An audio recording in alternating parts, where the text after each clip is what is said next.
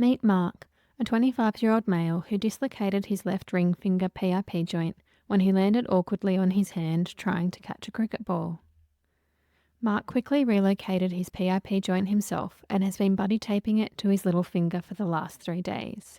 He's come to see me as it's getting worse, not better. Patients with a history of a forced flexion or volar dislocation mechanism and those that have difficulty with PIP joint extension need to have their central slip or zone 3 extensor tendon tested.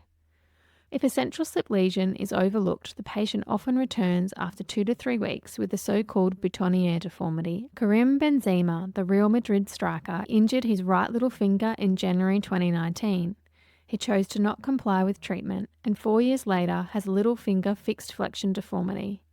This is the most common complication of injuries at the PIP joint. Injury occurs to the UCL when a radial and hyperextension force is applied to the MCP joint, such as landing on a ski pole, which is where the layman's term skier's thumb came from. Following injury, the UCL can be non-displaced, where it remains in its anatomical position under the adductor aponeurosis, or the UCL can be displaced superficial to the adductor aponeurosis. This phenomenon is called a Stener lesion and occurs in approximately 50% of UCL injuries. Valgus stress testing during a physical exam does not distinguish between displaced and non-displaced UCL injuries with Stener lesions. Caution is also advisable during valgus stress testing, as it may inadvertently convert a non-displaced tear into a displaced one, which is also the reason why abduction stress view X-ray is no longer a recommendation.